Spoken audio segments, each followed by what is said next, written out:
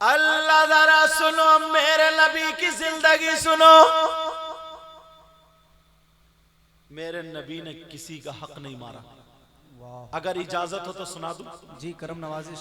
मेरे नबी की उम्र शरीफ 60 या 59 साल को पहुंच गई। सुभान अल्लाह, सुभान तारीखी वर्क़ियात आने लगा मुझे। बहुत अच्छा। तबीयत नासाज, नबी की तबीयत नासाज। एक दिन मस्जिद नहीं गए, दूसरे दिन नहीं गए, सहाबा परेशान से थे। तीसरे दिन मेरे नबी ने बिलाल को बुलाया और कहा, बिलाल मदीने की गलियों में ऐलान कर दो तुम्हारे नबी आखिरी वसीयत करना चाहते हैं। क्या बात है सही साहब। नबी की आखिरी वसीयत बता दूं?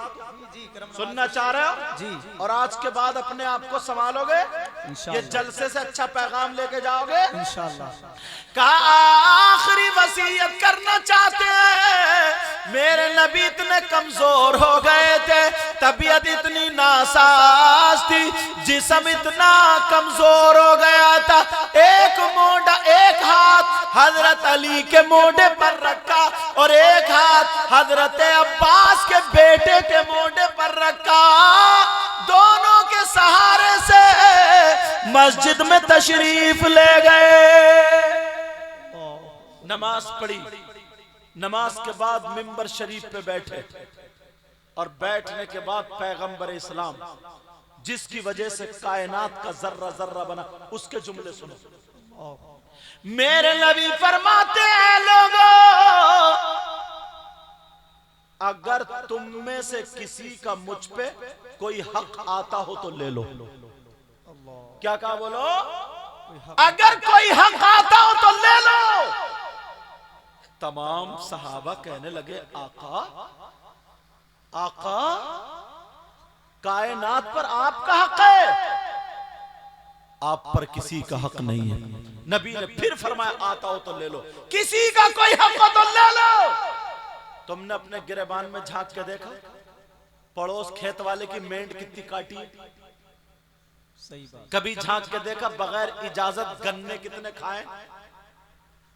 कभी झांक के देखा जिसका लिया उसका दिया ही नहीं? कभी देखा हमसे लोगों को कितनी तकलीफ पहुंची? मुसलमान और इंसान तो ये चीज है कि उसके मुसलमान क्या, उसके हाथ से, उसकी जबान से, उसकी आंख से, उसके पूरे वजूद से दूसरे को तकलीफ ना पहुंचे। बेशक बेशक, इसी का नाम तो मुसलमान है। बेशक। मगर तुमने कभी सोचा, नबी बोले किसी का हक आता तो ले लो। एक सहाबी के 11 दिरहम आ रहे थे, हजरत कुसुम बिन अब्बास ने 11 दिरहम दे दिए। फिर नबी ने फरमाया, कुछ आता हो तो ले लो। एक सहाबी खड़े हो गए जिनका नाम हजरत उकाशा था। अल्लाह। आका मेरा हक आ रहा था। क्या हक है? आका मैं और आप दोनों एक जंग में जा रहे थे, आपने घोड़ा चाबुक अपने घोड़े के मारी, इतने में मेरा घोड़ा तेजी से बराबर में आ गया, वो मेरी पीठ पे लग गई थी, उसी का हक आ रहा। सहाबा की आंखों में आंसू आ गए। क्या तुम नबी की तबीयत नहीं देख रहे हो? इसका मतलब क्या उकाशा, क्या तुम नबी के कोड़ा मारना चाह रहे हो? नबी के जिस्म पे कोड़ा मारोगे?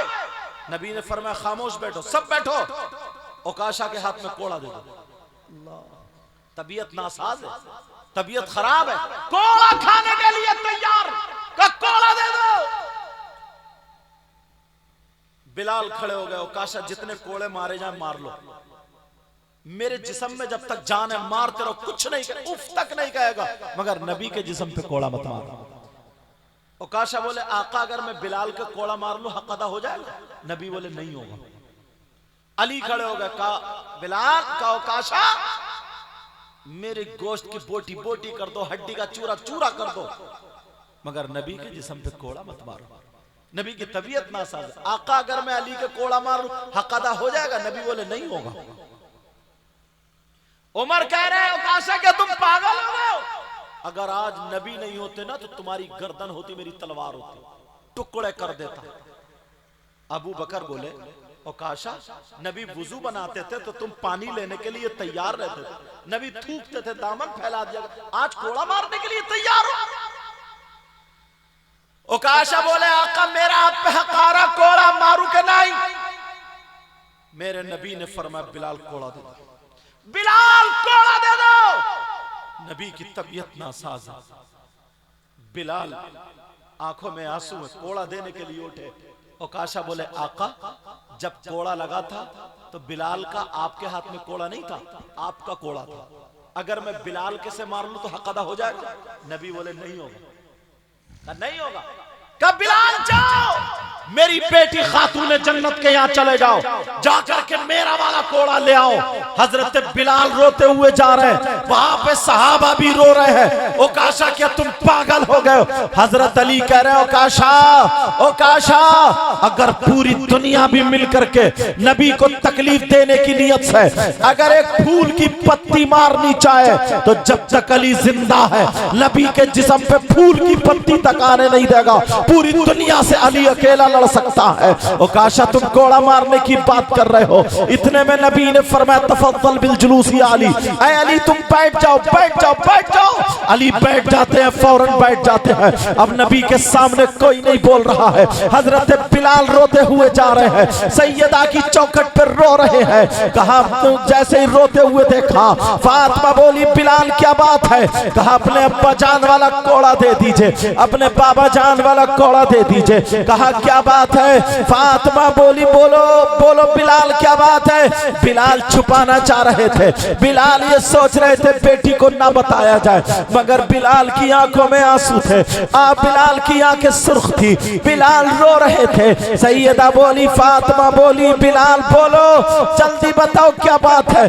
बिलाल ने कहा मुझसे तो बाबा वाला कोड़ा मंगवाया, कोड़ा दे दो। लेकिन फातिमा बोली बिलाल बताना होगा, जब तुम्हें मक्के की गलियों में जालिम तुम्हें खचेड़ रहे थे तब भी तुम्हारे लबों पे मुस्कुराहट थी, नबी का कलमा पढ़ रहे थे। कहा बिलाल जब उमैया तुम्हारे सीने पे पत्थर रख के घन चला रहा था उस वक्त भी तुम नबी का कलमा गुनगुना रहे थे और तुम्हारे लबों पे मुस्कुराहट थी। कहा बिलाल तुम्हारी जबान पे गर्म गर्म लोहा रखा जा रहा था उस वक्त भी तुम मुस्कुरा रहे थे, आज तुम्हारी आंखों में आंसू कैसे है बोलो? जब इतना कहा तो बिलाल को बताना पड़ा। सैयदा फातिमा बेटी है मेरे नबी की, फातिमा की आंखों में आंसू आ जाते हैं और फरमाती है ऐनल हसन वल हुसैन तालै इलैया, हसन हुसैन कहाँ है? दोनों मेरे पास आ जाओ।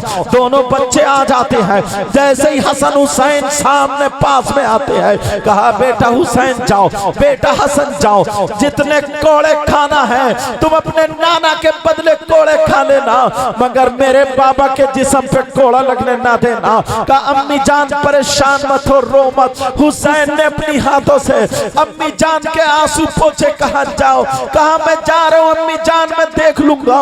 हजरत बिलाल ने बगल में कोड़ा दबाया, हसन हुसैन को हाथों में पकड़ा। छोटे छोटे बच्चे हैं, नबी की बारगाह में जब पहुंचने वाले हैं हुसैन ने अपने नाना को मिंबर पे बैठे हुए देखा, हाथ बिलाल का छोड़ दिया और छोड़ने के बाद सीधे नाना को जाके चिपट गए और कहने लगे नाना जान हमने 3 दिन से आपको नहीं देखा है, आपकी तबीयत नासाज है। नाना जान बताएं कौन ओकाशा है, किसका नाम ओकाशा है, कौन कोड़े मारना चाहता है आपके जिस्म पर? नाना जान आपका हुसैन हाजिर है, जितने चाहे कोड़े आपके हुसैन के जिस्म पे लग जाए, मगर आपके जिस्म पे लगने नहीं दूंगा।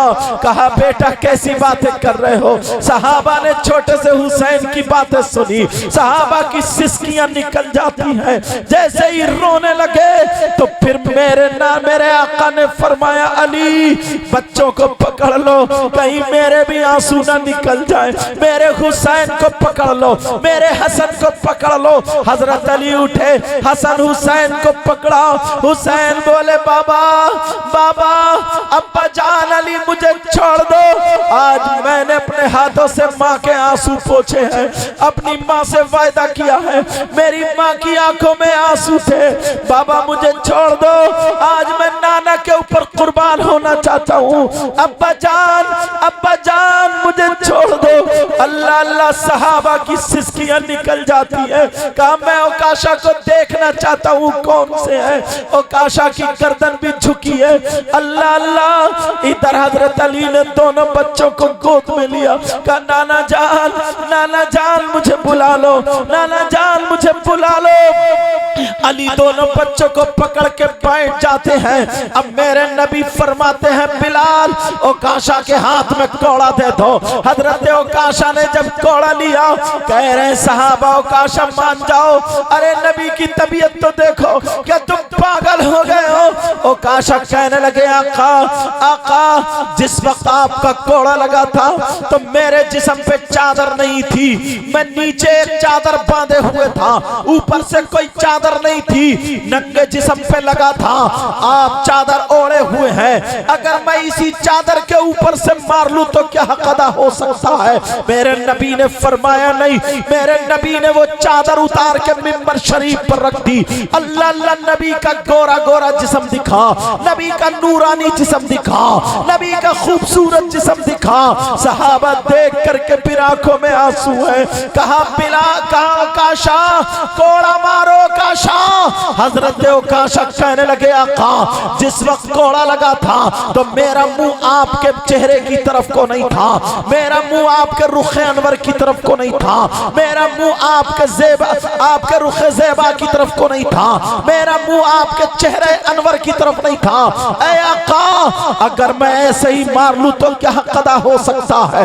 मेरे नबी ने अपना चेहरा घुमा दिया, अपनी पीठ शरीफ ओकाशा की तरफ को कर दी।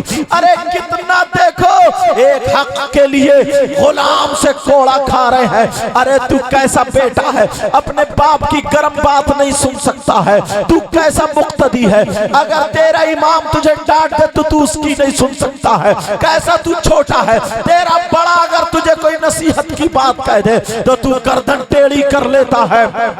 मेरे नबी को जरा देख, एक गुलाम से कोड़ा खाने के लिए तैयार है।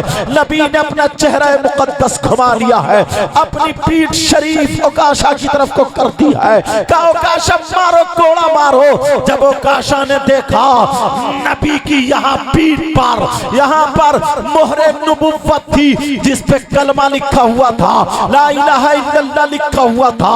अल्लाह अल्लाह मोहरे नबुव्वत लिखी हुई थी, नबुव्वत की मोहर मेरे नबी के शाने यहाँ पर थी गर्दन के नीचे। हजरत ओकाशा की जब नजर मोहरे नबुव्वत पर पड़ती है आगे बढ़ते हैं, मोहरे नबुव्वत को अपने होठों से बोसा देते हैं और फिर कदमों पे गिर जाते हैं। गिरने के बाद कहते हैं आका माफ कर दिया जाए, आका माफ कर दिया जाए। वो चादर उठा करके मेरे नबी को उड़ा देते हैं और ओकाशा खड़े होकर के कहते हैं ऐ बिलाल तुम समझ रहे थे कि मैं नबी के जिस्म पर कोड़ा मार लूंगा। ऐ उमर तुम समझ रहे थे कि मैं नबी के जिस्म पर कोड़ा मार लूंगा। ऐ अबू बकर तुम समझ रहे थे कि मैं हसन हुसैन के कोड़े मार लूंगा। ऐ अली तुम समझ रहे थे कि मैं आका के जिस्म पे कोड़ा मार लूंगा। अरे मेरे माँ बाप नबी के नाम पे कुर्बान, मेरी जान नबी के नाम पे कुर्बान। मुझे जान मिली है तो नबी के सदक़े में, मुझे ईमान मिला है तो नबी के सदक़े में, कायनात का जर्रा जर्रा बना है तो नबी के सदक़े में। ऐ अबू बकर सिद्दीक़ सुनो, मैं नबी के जिस्म पर कोड़ा नहीं मार सकता, मगर मैंने दुआ की थी, मैंने तमन्ना की थी मौला अपनी आंखों से मोहरे नबुव्वत देखूं और इन होठों से बोसा दे दूं। आज मेरी वही तमन्ना पूरी हो रही थी। नारे तकबीर या रसूल अल्लाह। वाह वाह वाह, बहुत अच्छा सैयद साहब, जिंदाबाद जिंदाबाद। वाह वाह वाह वाह, जिंदाबाद जिंदाबाद, लाजवाब लाजवाब।